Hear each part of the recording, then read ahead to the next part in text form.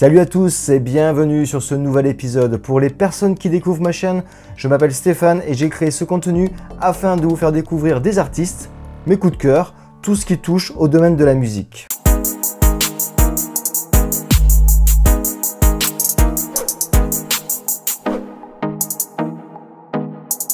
Aujourd'hui, laisse-moi te présenter Guillaume Durieux, alias Gus DX, réalisateur bordelais qui réalise depuis 5 ans des documentaires sur le paranormal, chasseur de fantômes.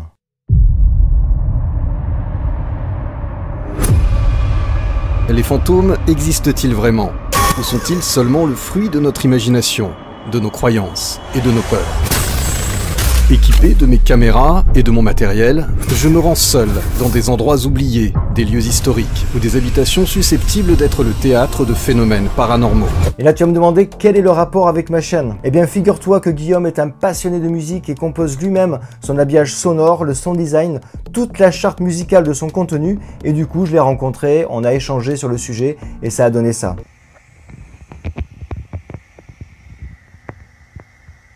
Guillaume, merci d'avoir accepté mon invitation. On est aujourd'hui à Darwin, une ancienne caserne. Ça me parle. Le lieu est chouette. Je t'ai jamais venu. Et très très bonne idée. Si je t'ai invité, ben, on va pas parler de pompiers. Non. On va parler musique. Ouais. Sur tes émissions. Moi, je me suis rendu compte en fouillant un petit peu que tu crées toi-même ton habillage sonore, tu fais ton sound design, tu crées tes propres musiques. Et moi, je voulais en savoir un petit peu plus sur ça. Ça m'intéresse. Ouais. Et ben, ma première question, c'était depuis quand tu fais de la musique? Est-ce que tu es autodidacte ou est-ce que tu as un cursus musical, tu as fait une école de musique ou La musique, je crois que j'ai découverte au collège en fait avec la flûte en 6e. Ouais, enfin, c'est ballot, mais un peu comme tout le monde. Comme tout le monde. Et en parallèle, mon premier vrai frisson musical, c'était dans une voiture, dans la voiture d'un pote. Son papa a mis une cassette et c'était Equinox de Jean-Michel Jarre.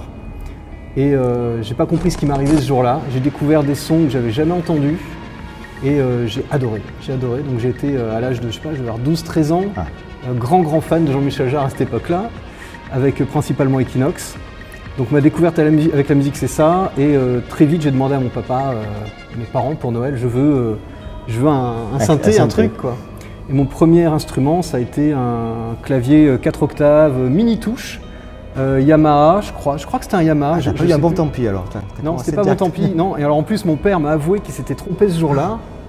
Il avait cru l'acheter 700 francs ou un truc comme ça, ou 170 francs. En fait, il avait oublié un zéro. Enfin, il était arrivé en caisse et en fait, c'était pas le prix qu'il croyait.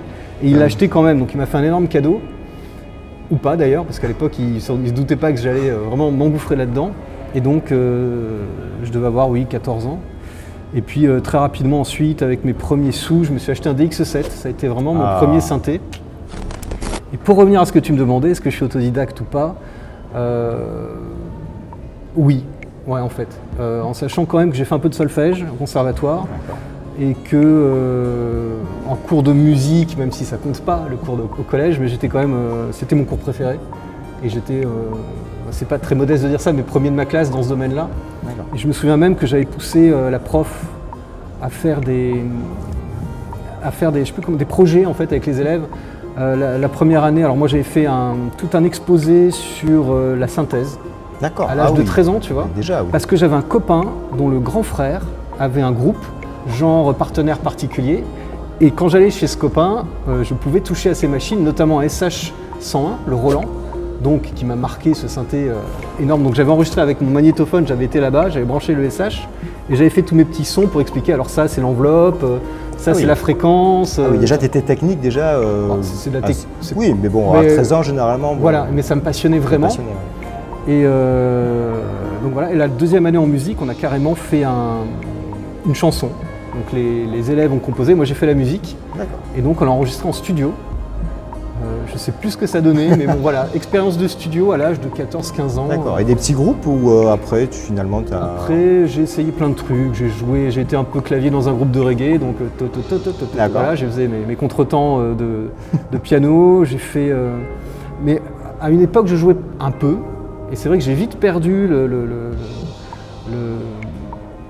peu que je savais faire au niveau clavier, au niveau du jeu, pour favorisant en fait la composition assistée par ordinateur. J'ai eu un Atari ST, ST-E 520 et que j'ai relié à mon DX7, que j'ai relié à un V50 Yamaha, c'était une workstation, et j'ai fait mes premiers morceaux avec ça. Et je ne l'ai pas gardé, je l'ai revendu et c'est un gros regret parce que pour moi c'est un des meilleurs claviers de synthé. Franchement, j'en ai essayé beaucoup, j'en garde un très très bon souvenir. Donc je suis en tout cas plutôt autodidacte et j'ai appris à composer via un ordinateur. Enfin la MAO je l'ai appris tout seul. Et la synthèse aussi, et le sound design dont tu parlais tout à l'heure. Est-ce qu'il n'y avait pas un troisième élément dans ta question? Est-ce qu'on a fait le tour? Depuis quand tu faisais de la musique, si tu étais autodidacte, mais si après c'est tes influences? Alors mes influences, Jean-Michel Jarre au départ. Donc tu étais très musique électronique, finalement ça t'a toujours suivi? Et en fait j'écoutais tout ce qui se faisait avec des synthés. Voilà. Et quand, alors ça pouvait aller au début, à cette époque-là, même de la variété, en fait, du moment qu'il y avait du synthé, ça me plaisait. Puis à l'époque, il y avait beaucoup de choses, c'était assez novateur. J'étais fan de Vangelis aussi, pas de tout. Kraftwerk un peu peut-être, écouté? Kraftwerk un peu moins parce que c'était vraiment trop minimaliste. Alors peut-être moins pop, peut-être moins commercial aussi finalement. Peut-être un peu trop teuton allemand, tu vois, un son un peu austère. Puis moins connu finalement aussi. En tout cas pour moi qui était un jeune adolescent. Donc mes influences, c'est ça au départ. Et puis rapidement, je dirais Dépêche Mode, que j'ai beaucoup aimé. Ouais, voilà. Et puis rapidement, la découverte de la musique techno. La première fois que j'ai entendu ce beat, voilà, le boum, boum, boum, années 90, voilà. Je me suis dit, mais même révélation que Jean-Michel Jarre. Mais c'est fou. Voilà. Et je me suis embarqué plus sur la musique techno voilà, dans les années 90. Voilà pour mes influences. Et par rapport à ce que je fais aujourd'hui, c'est un peu compliqué, j'ai pas vraiment d'influence particulière. Alors pour Chasseurs de fantômes, l'émission que je produis, comme c'est surtout de la musique d'ambiance, la musique qui accompagne ce qui se passe à l'écran, c'est un documentaire, donc c'est une musique qui n'est pas trop musicale, c'est surtout une musique un peu... Qui aide finalement, c'est pas une musique qui va être énormément en avant, c'est pour accompagner, pour que ça soit plus dynamique. Ça va être des musiques qui vont... des atmosphères en fait, qui vont monter, qui vont être un peu dérangeantes, ou alors une grosse basse comme ça constante, et puis des sons qui vont appuyer certains événements. Donc j'ai pas d'influence particulière dans ce domaine, mais il doit déjà certainement y avoir d'autres artistes qui font ça, mais j'en écoute pas. Par contre, oui, j'ai oublié de citer quand même pour moi, j'en profite parce que tout le monde ne le connaît pas. Pour moi, l'album de musique électronique ultime, un truc qui encore aujourd'hui me fait vraiment beaucoup d'effet quand je l'écoute, c'est l'album de Future Son of London. Je sais pas si tu connais ce groupe. Tout le monde ne connaît pas et pourtant, alors ça doit avoir une vingtaine d'années. Et ils ont fait un album qui s'appelle Life Forms, forme de vie, qui est vraiment exceptionnel, avec une maîtrise de la synthèse, du sampling et de la composition avec tout ça. On a l'impression que c'est pas des synthés, on a l'impression que c'est une forme de vie. Enfin voilà, c'est vraiment à écouter. Ce qui concerne ta façon de travailler sur tes documentaires en termes de musique, comment tu procèdes? Est-ce que tu as déjà une banque de sons que tu avais déjà préparée à l'avance et tu te dis voilà je vais piocher dedans? Ou est-ce qu'en fonction des lieux que tu as visités, est-ce que tu crées en même temps que tu fais ton montage? Alors, très régulièrement, j'ai une banque, j'ai déjà pas mal de pistes en fait sonores. Ça peut être des morceaux plus ou moins faits, ça peut être juste des trucs un peu rythmiques, juste des nappes ou des atmosphères. Donc j'ai des morceaux plus ou moins déjà composés, enfin plus ou moins riches en fait. Et ensuite au montage, en fonction de ce qui se passe à l'écran, je vais les mélanger, les superposer, les couper, reprendre des morceaux. En fait, je recompose mes morceaux tout en faisant le montage vidéo. J'ai aussi des banques de samples énormes, mais bon, ça c'est pas très original comme plein de gens, mais dans lequel je peux aller piocher pour ajouter, je sais pas moi, une grosse caisse avec une grosse reverb pour donner un peu de pêche. Donc ça, je peux le rajouter en plus. Donc en fait, j'ai des morceaux ou des ambiances, des atmosphères que je colle à l'image et que je retravaille dans le montage. Donc par exemple, si on me demandait aujourd'hui un morceau que j'utilise dans Chasseurs de fantômes, il existerait, mais il ne ressemblerait pas forcément à celui qui est dans l'épisode. Et d'ailleurs, ça t'intéresse pas de créer un album de musique que tu as pu... Alors j'avais fait de la fiction avec Capture Dead Forms, qui est un format qui reprend Chasseurs de fantômes, mais en mode fiction. Et là, je me suis beaucoup plus lâché en termes de compos. Il y a des vrais thèmes, des mélopées de synthé, c'est beaucoup plus musical, parce qu'on n'est plus on n'est plus dans un documentaire, on est sur quelque chose d'un peu plus artistique. Donc là, tu pouvais plus te lâcher. Exactement. Effectivement, tu créais ça comme un film. Donc là, tu avais. Et donc sur Tipeee, pour les gens qui m'aident un peu sur Tipeee, qui financent mon travail, il y a une contrepartie. La plus grosse contrepartie, c'est de recevoir un petit CD avec 5 morceaux de capture d'Ed Force. De la série. Voilà. Donc pas mal de gens les ont reçus, je pense.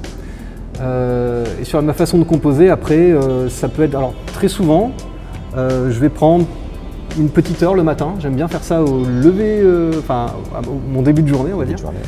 Et je vais composer quelques tracks. Alors ça peut être juste, je prends, je sais pas, l'analogue fort, et puis je bidouille quelques sons, et puis je fais une petite routine, une boucle. Une boucle, voilà. Je vais l'enregistrer à la volée.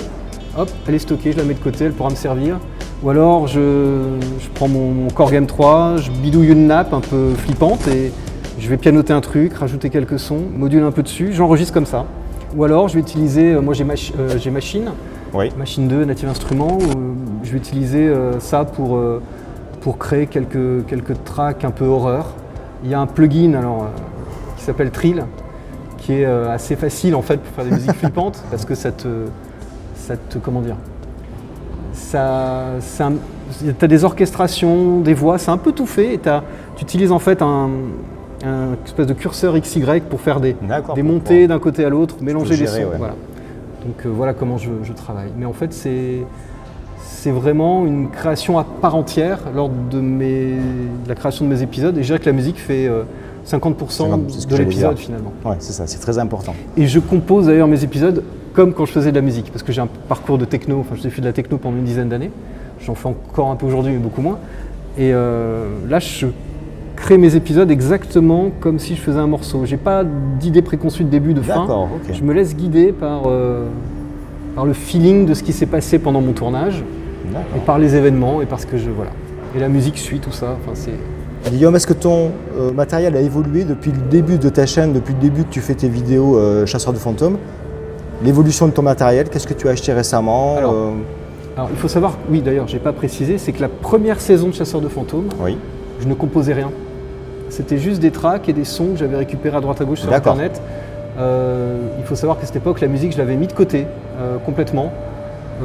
J'avais même revendu tout mon matos. J'avais revendu ma table de mixage, mon sampleur Akai, mon DX7, mon Juno, mon V50, mon SY, je sais plus, j'avais un SY, c'était 25 je crois. Enfin, j'ai vendu plein de machines pour acheter en fait juste un contrôleur MIDI, enfin un contrôleur USB pardon, branché à mon PC et puis utiliser des VST. Et voilà. Donc mon matos a évolué puisque j'ai tout abandonné et que ensuite me suis petit à petit refait un studio. Petit à petit j'ai racheté des machines. Donc en fait le setup que j'ai actuellement, c'est un setup assez récent qui doit avoir 4 ans. Et petit à petit, et je me cherche encore, tu dois connaître ça, on essaye des machines et puis on n'est pas à l'aise avec, puis tout d'un coup on trouve la machine qui correspond à ce qu'on attendait, avec laquelle on est à l'aise et qui nous inspire. Et c'est vraiment une recherche un peu continue. Donc là encore récemment, je viens de revendre 2-3 instruments pour prendre un autre instrument par rapport à un projet de refaire de la techno, mais en quittant mon studio. Ceux qui me suivent un petit peu savent que j'ai un bureau qui doit faire 5 mètres carrés. Pour les gens qui te suivent un petit peu sur Twitch, ils ont, à travers ta caméra, on peut arriver un peu à déceler. Donc je suis en gros, il y a un fauteuil, il y a un bureau avec machine et 2-3 contrôleurs et des synthés sur les côtés, des trucs, des machins. Et donc j'ai très peu de place. Et j'ai envie de quitter cette pièce qui en plus n'a pas de fenêtre. Et donc je me suis acheté la Kai Force, qui est une machine récente et qui est assez incroyable. Pour pouvoir recréer de la techno, mais en quittant mon bureau. Tu peux jouer, tu peux composer un peu n'importe où. J'ai fourgué dedans tout ce que j'avais en sample. Et en termes de son, c'est un appareil qui, ce qui te plaît, c'est finalement des sons récents ou ça reprend des sons un petit peu de l'époque? Alors après la machine, ça dépend de ce que toi tu en fais. Forcément, sa proposition au départ, c'est du récent. Toutes les démos, les tracks préconstruites, c'est d'ailleurs pas forcément quelque chose qui m'intéresse. C'est ce qui me calme, enfin ça m'a un peu refroidi au début, je me suis dit mince, est-ce qu'elle est faite pour moi? Mais en triturant un peu, si tu as envie d'avoir un pied, un kick distordu, tu peux, parce que tu as des effets intégrés qui sont fous. Tu peux mettre les samples que tu veux, donc de toute façon à la base, moi ce que je voulais c'était une machine qui me permette de composer. Donc tu as le séquenceur, tu as des synthés intégrés, tu as des effets intégrés, tu as le mixage intégré. Ouais. C'est un mini studio portable. Voilà ce que j'allais dire. Voilà. Et pour la techno, c'est parfait. Donc l'idée, c'est de faire même me recréer un petit live techno que j'aimerais bien jouer à l'avenir, pourquoi pas. Et après, tu travailles sur quel logiciel pour monter d'ailleurs? Toi, tu es plus Ableton Live, tu es plutôt Cubase ou... C'est triste à dire, mais alors, je compose presque plus. En fait, j'arrivais de Logic Audio, que j'ai adoré, que j'avais sur PC à l'époque où il était encore sur PC. Il n'a pas été reconduit sur PC, c'est malheureux. Et j'ai pas retrouvé d'équivalent. Alors j'ai essayé Cubase, Ableton, bien sûr je l'ai, c'est super, mais je sais pas, je m'y retrouve pas. Machine, c'est très bien aussi, donc j'essaye, mais je t'avoue que ça fait des années que j'ai pas réussi à composer un morceau complet. Et que, petit secret, Capture Dead Forms, par exemple, les morceaux que j'ai composés, c'est du live. D'accord. C'est des boucles faits avec des arpégiateurs. Après, tu as moi qui improvise par-dessus. J'improvise par-dessus, j'enregistre ça en one shot. Si c'est pas top, j'en refais une derrière. J'ai pas de pression. Donc voilà. Donc la plupart des tracks qu'on entend sur Chasseur de fantômes ou Capture Dead Forms, c'est de l'impro la plupart du temps, à peine préparé. Et c'est pas du tout, allez hop, je fais play, j'écoute, mon morceau est construit. Il y a très peu de construction. Et j'avoue que j'aime bien ça. Donc là, l'envie de passer sur le Force, c'est justement de retourner, alors pas vers de la construction parce que t'as pas de mode song, t'as pas la possibilité de faire play et que ta chanson se joue toute seule, il faut forcément faire du live. C'est ce qui me plaît en fait. Je crois que j'ai besoin de ce côté live avec la musique, et de faire record et d'enregistrer mon morceau. C'est mon truc. Donc une envie de reprendre des compositions et de voilà, refaire en sachant de la que là, par exemple, si aujourd'hui tu étais chez moi et que tu me fais-moi écouter un morceau, je suis, à part des trucs que j'ai enregistrés, je suis incapable de te dire play, alors tu vois, ça joue telle machine, non. La seule solution serait que je t'improvise un truc sur les machines. Ça, c'est ce que tu as déjà fait sur Twitch. Twitch, m'arrive de faire dans mes lives, sur tes lives pour Twitch, déconner comme ça vite fait. C'est tes intros, ça. Des fois, tu arrives, on entend de la musique, on dit tiens. En sachant que je suis très mal à l'aise. Étrangement, j'ai beaucoup de mal à jouer devant des gens. C'est un défi à chaque fois. Tu vois, si tu me demandes, je sais jouer un peu de piano, mais je suis très mal à l'aise si tu me demandais de me mettre sur un piano. Alors est-ce que ça c'est quelque chose que tu aimerais, disons, peut-être un projet ou de te dire tiens, pourquoi pas faire peut-être un jour un live Alors je l'ai fait beaucoup. Quand je faisais de la techno, j'ai fait énormément de scènes techno, un peu partout en France, pendant 10 ans. Donc j'ai déjà fait de la scène devant du monde, parfois même beaucoup de monde. Sorti des disques aussi, de techno. Sous le pseudonyme, on était deux de Double Face. Et alors pas les rappeurs, hein, mais voilà, parce qu'il y a un groupe rap aussi. Et donc j'ai fait de la scène. Et ouais, ça colle pas avec ce que je disais tout à l'heure, parce que je suis très intimidé en même temps. J'ai très envie de ça. On parlait de live. Alors j'ai emmené un instrument qui s'appelle le Tenori On, qui est un instrument créé par Yamaha en 2005. Donc c'est pas si vieux. Ouais. Quoique 15 ans déjà, presque vintage aussi. C'est une matrice avec, en fait, chaque point, je peux le tenir comme ça en fait, correspond à des pads. Alors ça fait longtemps que j'ai pas utilisé, donc j'espère m'en sortir. En gros, c'est un séquenceur temps réel pour s'amuser. J'espère que le son est assez fort, je sais pas si on va entendre. Ouais, on l'entend. Ouais. Donc moi en fait, là j'ai utilisé, j'ai intégré dedans des samples. Notamment des samples de TB303. Donc en fait, tu composes comme ça. C'est un jouet, c'est un truc que tu emmènes en voyage pour t'amuser. C'est clair. Donc à chaque fois, tu vas te créer une boucle et tu vas pouvoir rajouter, faire... Et puis visuellement, c'est assez sympathique. Ah oui, tu as les deux faces. Voilà, tu as les deux faces et ça te donne un petit truc visuel sympa. Je pense pas qu'on puisse composer une œuvre avec ça, tu vois, mais c'est amusant. Alors attends. Donc ça, c'est des sons qui ne sont pas intégrés à l'appareil, c'est moi qui les ai rajoutés via une carte SD qu'on peut rentrer à l'intérieur. Mais c'était pour la blague. J'avais amené ça parce que c'est une machine que j'aime beaucoup, mais que j'utilise peu. Tu peux vraiment t'amuser en temps réel. Voilà. Tu repars sur un autre son, tu as 16 pistes. Donc tu peux même d'un coup... C'est le bordel, hein, très vite, mais c'est marrant. Voilà, c'est pas de la grande musique, mais c'est rigolo. Et je trouve ça très joli. Ok, écoute Guillaume, merci beaucoup d'être venu. Je vous rassure, je sais faire mieux que ça. Hein. Justement, merci à toi. Justement, si vous voulez suivre ce que fait Guillaume, je vais mettre tous les liens en description si vous voulez le suivre. Tu fais également du live sur Twitch, donc le mardi, le jeudi. Quand je peux, le mardi et le jeudi. Voilà. Donc vous pouvez voir un petit peu son matériel, vite fait. Parfois je me lâche un peu, je compose 2-3 trucs en temps réel. Merci beaucoup Stéphane. Mais merci à toi. Merci à vous, au revoir.